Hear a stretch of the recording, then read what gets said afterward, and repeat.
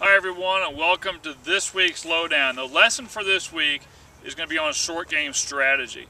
So I'm not really going to talk about mechanics or techniques of certain things to do, but what I am going to talk about is if you miss the green, what type of shot you want to hit from what situation. When I was growing up, I always heard a little slogan. It was, putt if you can putt. If you can't putt, then chip. And only if all else fails, then do we want to start pitching the ball. Well, I'm going to teach it really pretty similar to that. I'm going to say it in a slightly different way just because I like to make things more complicated. And I don't like to define what is a chip and what is a pitch. But I'm essentially going to say a lot of the same things, but encourage you to have almost a certain way that you approach every shot from around the green. The first statement, putt if you can putt, to me that's very true. Just because we miss the green, just because our ball is not sitting on the green, there's nothing in the rule book that says we can't putt the golf ball.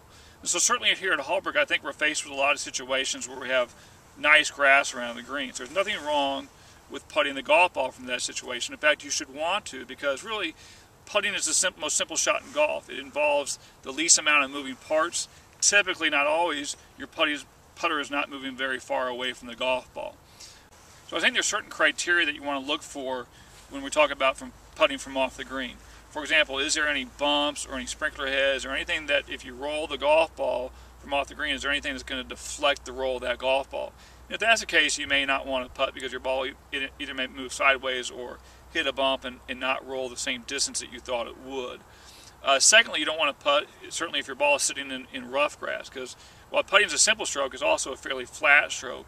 And when that's the case, if you have grass growing between or behind the ball, when your club comes in, it's not going to make very good contact or any contact at all with the golf ball. So in that case, you wouldn't want to putt either.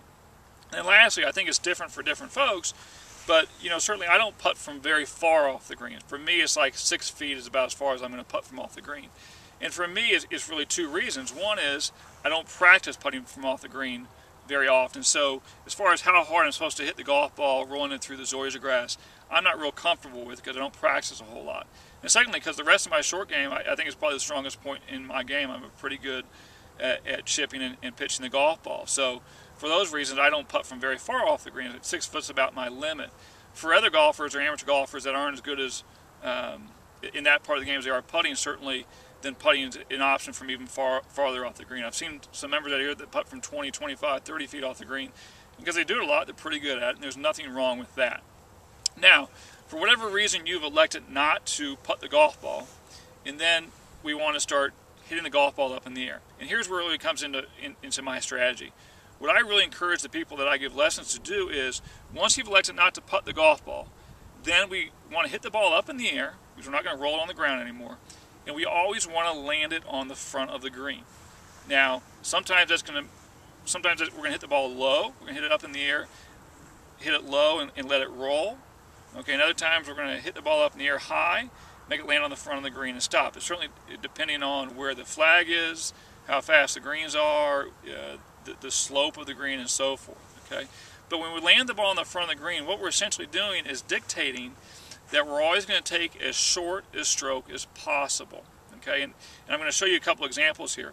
But when we try to hit the ball farther up onto the green, we're going to have to take a longer swing, a faster swing. And because of that, we're always going to run the risk of not doing it as consistently as we should. And if we make mistakes, the errors tend to be pretty damaging. So let me give you an example here. Today we're at the 13th hole here at Hallbrook. We're about 10 feet off the front of the green. And we have about 35 to 40 feet to roll the golf ball. Okay? So I'm going to hit 2 shots here. The first one, I'm going to land the ball on the front of the green. This is the way I encourage you to do it. I'm going to land the ball on the front of the green. I'm going to do it with a 7-iron.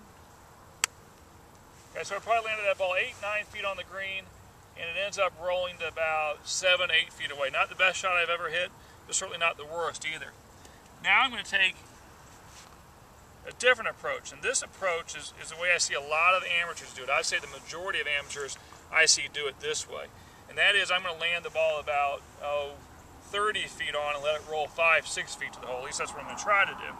And I want you to watch the length of this swing compared to the last swing I just took.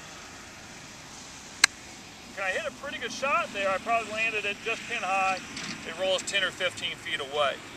The big thing is there, when you saw me hit that shot, notice that I took a much, much longer swing. Well, when we land the ball in the front of the green and decide to roll it the appropriate distance, it dictates that we're always going to take as short a swing as possible. That's really what I'm going to encourage you to do. That's going to guarantee you that you have the best opportunity to hit the ball solidly and hit it with good consistency. One more small example here. When I take that long swing, if I mess it up, that's where the real damage occurs, because I'm adding a lot of speed in order to hit the golf ball high up in the air. And if I do that and I blade it, that thing's all the way across the green, that's into somebody's backyard and it's out of bounds. That's not a very, very good shot for us. So what we're trying to do is, once we decide that we don't want to putt the golf ball, then we always want to land it on the front of the green. Sometimes it involves hitting the ball low, letting it run to the hole. Sometimes it involves hitting the ball high and making a stop if the pin is cut close or the green is moving downhill. But what that philosophy and what that strategy guarantees you is that you're always going to take as short a stroke as possible. And if you can do that, if you can always take as short a stroke as possible, that's where, when we start talking about teaching golfers and helping them lower the scores, that's the quickest way to lower your scores is to adopt this approach. We'll see you next week on the Lowdown. Thank you very much.